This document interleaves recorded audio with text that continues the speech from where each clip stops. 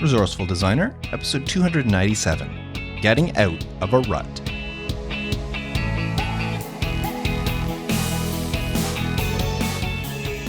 Welcome to the Resourceful Designer podcast, offering solutions to streamline your graphic and web design business so you can get back to designing. And now, your host.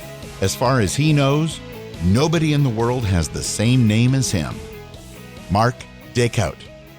Yeah, it's true. Every once in a while I'll do a Google search on my name, and I've yet to see any results that were not me. Well, I guess I'm unique. Anyway, in this episode, I want to share how I recently got out of a rut, and hopefully what I did could help you at some point. But before I get to that, I have a short announcement I'd like to make. If you're following the podcast at the time of this release, around July of 2022, you'll notice that my release schedule has not been as consistent as normal. I have a lot of things going on this summer, all good things I assure you, and I'm going to do my best to continue releasing episodes on a weekly basis, but there will probably be a few more skipped weeks here and there. Plus, there will be a period of approximately 8 weeks between September and October that I may be taking off. I'm not sure yet, but there's that possibility. But rest assured, the podcast is not going anywhere. So I want to thank you for your understanding. And if you're listening to this in the future, you can ignore what I just said and just keep listening to the episodes in the feed. Either way, the best way to never miss an episode of Resourceful Designer is to follow the podcast. Visit resourcefuldesigner.com/follow to make sure you never miss an episode. And now, getting out of a rut. I have a confession to make. I'm not perfect. Even though I've released, and this is 297 episodes of Resourceful Designer podcasts, a show that I created to share tips and strategies for running a graphic and web design business, I still don't have all the answers. And even though I do consider myself a very successful entrepreneur, I've been running my home-based design business for over 17 years now, and that's not to mention that I started my niche business, podcast branding, just over 3 years ago, and it's doing extremely well. In fact, it's doing much better than I ever imagined it would. And yet, I still struggle. Not so much with finding clients or design projects. I've been very lucky in that aspect.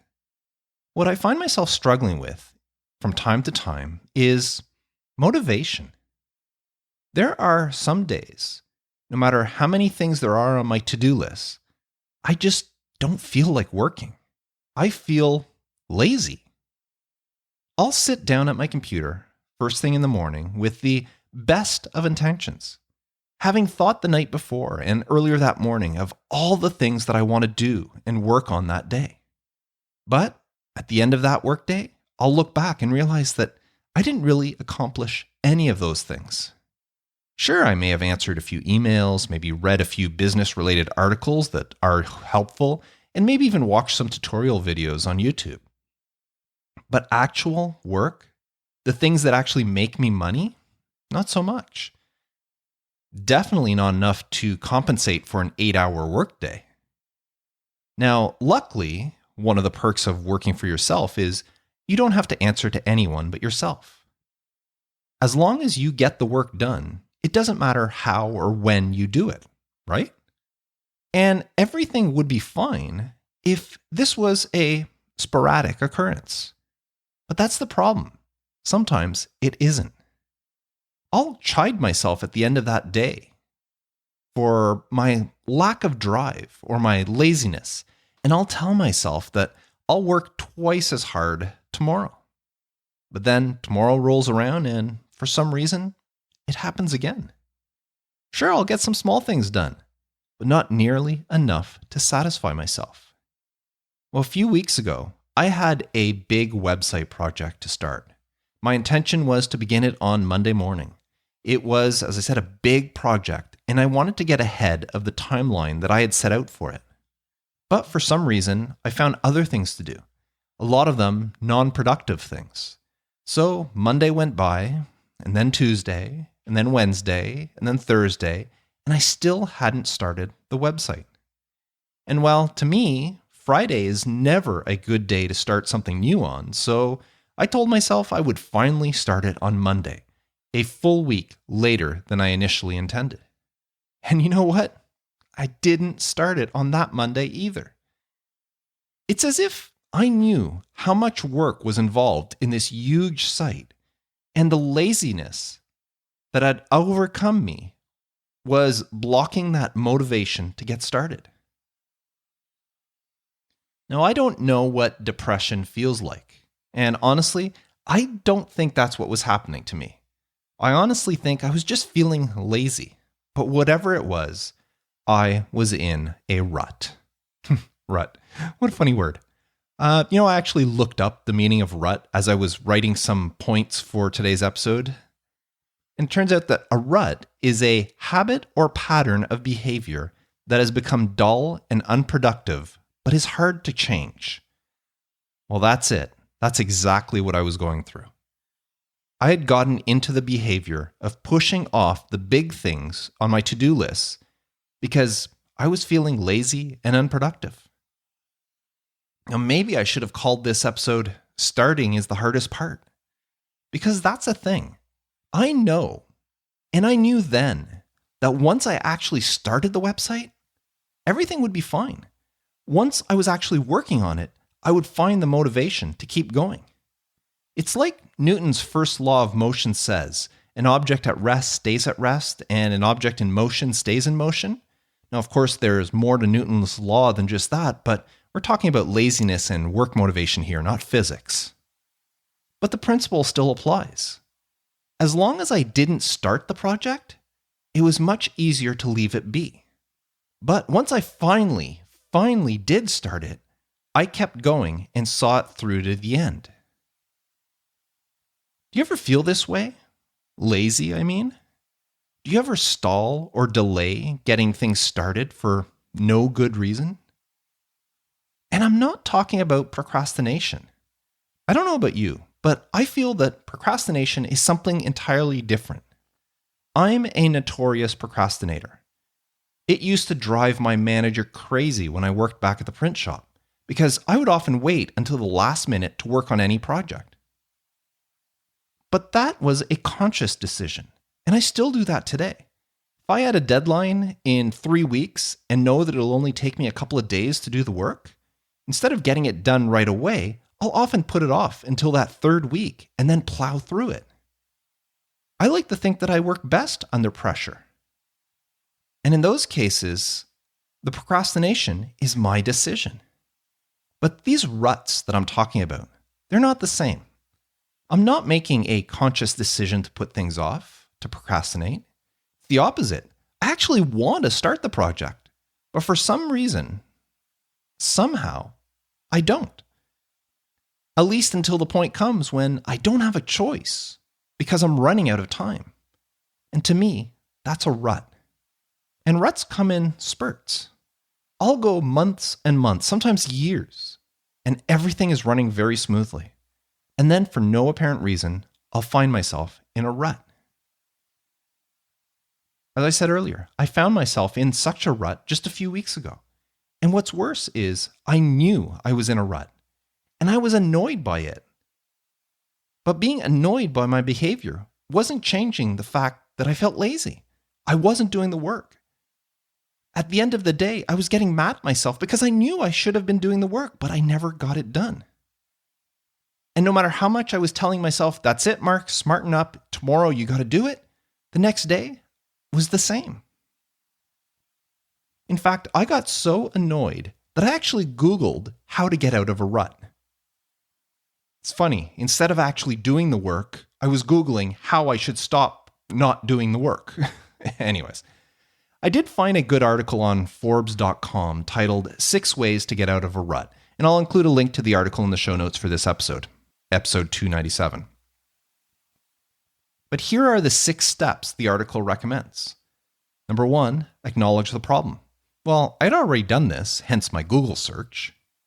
Step 2 is break things down into steps, which basically said to make a to-do list and chip away at it, one task at a time. Well, I already work with a to-do list, so this wasn't anything new to me. Step 3 is done is better than perfect, which talked about not getting hung up on perfectionism and that you should be satisfied with a project's completion, even if it's not perfect. Well, this one didn't apply to me either, since my issue wasn't finishing a project, but actually getting it started. Number 4 was get some fresh air. Again, some good advice, but not applicable in this case, since the one thing I was doing was going outside when I should have been working. I was lazy and I just didn't want to be at the computer. Number 5 was get some exercise. Now, this is a great idea, but it specifically said that this helps for someone who's feeling stressed or anxious. But I wasn't feeling either of those things. I was just lazy. And 6 was talk to someone. Now, this was valid advice, and yet, for some reason, I didn't do it. I mean, I have a group of colleagues that I could talk to in the Resourceful Designer community, and yet, for some reason, I didn't. Not because I was embarrassed or anything. I think now, looking back, it was just because I felt that it was something I should be able to overcome on my own. I mean, I've been in ruts before, and they never seem to last. Well, I guess I failed on this one. I really should have opened up and talked to someone. So even though this was a great article, and I think you really should read it, it didn't really help me. Or at least, at the time, I didn't feel like it helped me. I mean, after all, I'm talking to somebody right now about it, you. A bit after the fact, but I still think this counts. But do you want to know what finally got me out of the rut? And believe it or not, it actually was a to-do list. And what's funny is, I got this idea from an article not on getting out of a rut, but an article on becoming more productive, which I guess the two go hand in hand. The article I found is called The Counterintuitive Secret to Get More Done Every Day. And I'll link to it in the show notes as well. But basically, it came down to a special to-do list, and not just a list of items to get done. The author explained that you should create a to-do list with 2 sections. In the top section, you write down 1 to 3 things that you must do that day. Then you draw a hard line across the page, and below it, you write all the things that you want to do that day. Now, the trick is, you don't do anything from below that line until the item or items above the line are complete. I know it sounds silly, but I decided to give it a try, and it worked. The next morning, I wrote 2 things down above the line on my sheet of paper. 1 was set up WordPress for the new website and install Divi and all the plugins that I normally install at the beginning of a project. And 2, start designing the website header. That's all I had on it. Install WordPress, the Divi, and the plugins, and start working on the header. Not finish the header, just start working on it. And below the line, I wrote other items from my to-do list that I wanted to do that day. These were things I wanted to do, but they weren't crucial that I actually get them done that day. And you know what happened? As I began my workday, I actually received an email from a client asking for a very small change to their website, something that would take me less than 5 minutes to do. And most days, I would probably just do it right then and there and get it out of the way. But I looked at my list, and then I added their requests to the items below the line. And then I got to work on that website, finally. As I said, that was a few weeks ago. And I'm happy to say that that website is now complete and my client is extremely happy with what I gave them. I also managed to make that small change to the other client's site, but I only did it that afternoon, once the other above the line tasks were all done. And that client was happy as well. Now that was a few weeks ago, and I'm happy to report that things are going well right now, and I'm keeping on top of things. I'm no longer in a rut, and my business is once again running like clockwork. Do I still use this to-do list? No, I've gone back to the way I did things before I was in the rut. But I do think it helped, or it played a big factor in giving me that kick in the pants I needed to get going. But I also know that I've been at this long enough to know that there will be more ruts. They don't happen often, but they do. And when the next time one happens and I notice I'm in the middle of it, I'll think of this episode, of talking to you, and of course of this to-do list trick, and hopefully like this time, it will help me get out of the rut and get back on track much faster. Anyways, I thought I would share this with you because I'm sure I'm not the only designer who experiences ruts like this. And I want you to know that you are not alone if this happens to you. Feeling lazy happens. It's normal. We all experience it. And it's okay, providing it doesn't affect you long term. I mentioned how I brushed off the idea of depression because I'm confident that wasn't what was affecting me. I was just being lazy. However, depression is a serious thing and not something you should be ashamed of if you think you may be suffering from it. If you find yourself feeling lazy, being in a rut, a lull, or anything else that seems to be stealing your motivation to work, don't be afraid to talk to someone about it. You could even reach out to me at feedback@resourcefuldesigner.com. You don't have to go through this alone. So I wanted to share my experience with you in the hopes that it helps you should you ever experience something similar. Because I know I'm not alone. So I hope it helps. And that's what I wanted to talk about today. So thank you very much for tuning in.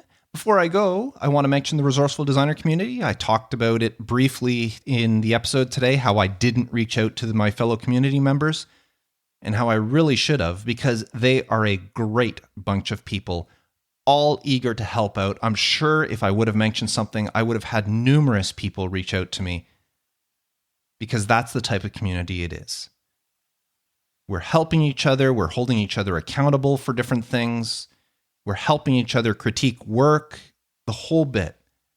What's great about a community like this is the longer you are in it and the more you partake in it, the more you get to know your fellow community members, and the bigger that bond grows between you. There's no reason for you to work by yourself at home without any colleagues to bounce ideas off, to just get advice from, just to lean on whenever needed.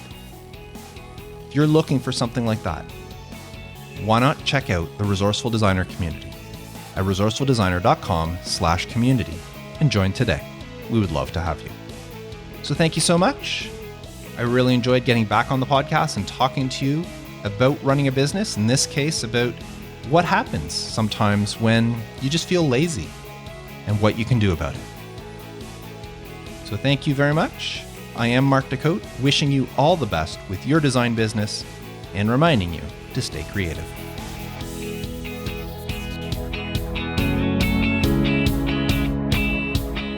Thanks for listening to the Resourceful Designer podcast at resourcefuldesigner.com.